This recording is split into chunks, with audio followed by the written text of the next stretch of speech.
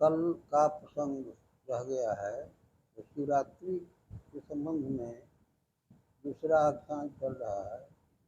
वो वाराणसी के वन में एक व्याधा रहता था जिसका नाम था गुरुद्रहु। गुरुद्रहु नामक एक व्याधा था और वह भील जाति का था। भील हम लोगों के यहाँ जिसको मुसहर कहते हैं, नीच जाति, चूहा मारने वाली जाति। तो वो भील जाति का था और शरीर से बहुत पुष्ट हृष्ट ताकतवर था।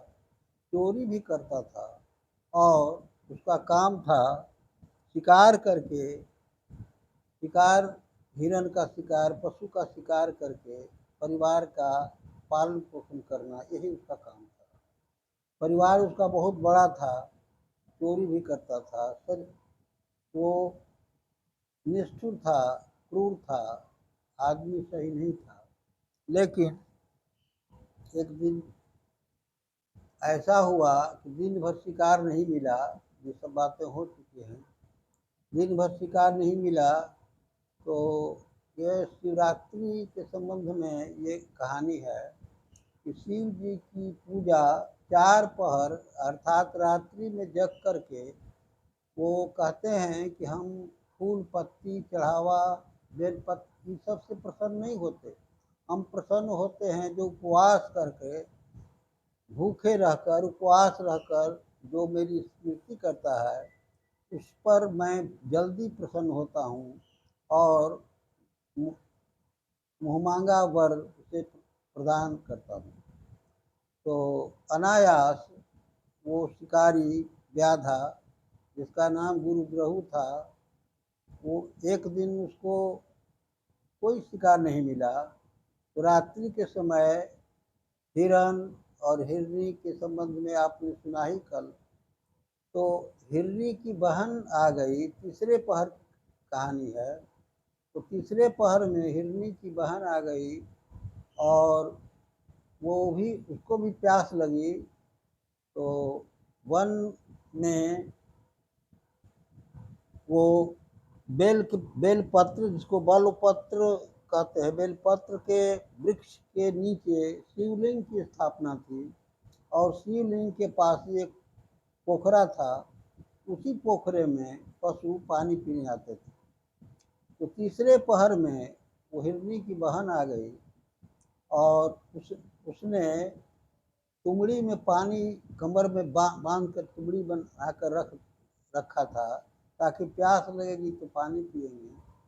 और हड़बड़ा करके तीर धनुष तर्कस से बाण चलाने के लिए प्रयास किया तो तुमड़ी का जल नीचे शंकर जी के लिंग पर गिर गया और कुछ बेल के पत्ते भी नीचे गिर गए। तो इस तरह से तीसरे पहर की अनायास ही की पूजा हो गई और भूखे प्यासे था रात्रि भर, क्योंकि पशु के आहार के संबंध में, पशु शिकार के फेर में पड़ा हुआ था।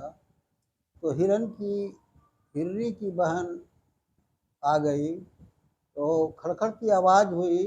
तो वो पोखरे से पेड़ के पास आकर वो बोलने लगी कि क्या बात है, तुम क्या चाहते हो।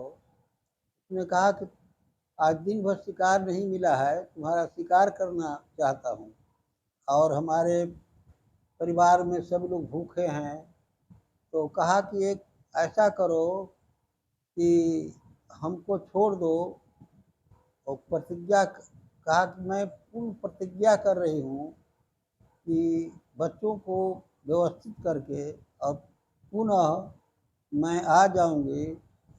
तो तीसरे पहर में भी भूखे प्यासे वो बहेली या व्याधा उस हिरनी को भी छोड़ दिया और चौथे पहर में वो सभी प्रतिज्ञा करके आए कि भाई हम लोगों ने प्रतिज्ञा की है, चलो उस बहेलिया को, उसका परिवार भूखे है, चल करके उसको कहेंगे कि भाई हम लोगों का शिकार कर लो और तुम्हारे परिवार का भरण पोषण हो जाएगा। चौथे पहर में वो हिरन, उसके पति की बहन पूरा परिवार सब आया, कहा कि जल्दी करो, तुम्हारे परिवार के लोग भूखे हैं, हम लोगों का शिकार करो, जल्दी करो, बांध से अपना ले जाओ, ताकि परिवार का पालन पोषण हो जाएगा, भूखे हैं परिवार के लोग। तो वो शंकर की कृपा हुई, लिंग से शंकर जी प्रकट हो गए और कहा कि देखो, तुम पर हम प्रसन्न हैं, तुम कुछ वर मांगो। और बहेलिया ने कहा कि हम लोग पशु योनि में आकर, मनुष्य योनि में आकर और क्या किया, और तुम लोग पशु योनि में होकर भी दूसरे की भलाई के लिए जान देने के लिए तैयार हो, तो जाओ, मैं छोड़ देता हूँ। इतना कहने के पश्चात ही तुरंत लिंग से शंकर जी प्रकट हो गए और तब कहा था कि वो व्याधा को, गुरु द्रहु को, कि तुम एक काम करो, तुम मुझसे कुछ वर मांगो। तो द्रहु ने कहा कि नहीं नहीं, मुझे किसी चीज़ की कमी नहीं, आवश्यकता नहीं है, मैं सब कुछ प्राप्त कर लिया, आपका दर्शन हो गया, बहुत है। तो वो पशु चले गए और उनकी योनि बदल गई, पशु योनि बदल करके सभी लोगों को मुक्ति हो गई। और वो जो द्रहु था, गुरु द्रहु, उससे शंकर भगवान ने कहा कि जाओ, वो सिंगवेरपुर में तुम्हारा जन्म होगा और भगवान का तुम्हें दर्शन होगा, श्री राम से मित्रता हो जाएगी। इतना ही कहकर शंकर भगवान अंतर ध्यान हो गए। और इतना कहकर मैं अपनी वाणी को विराम देता हूँ। श्रोताओं को नमस्कार।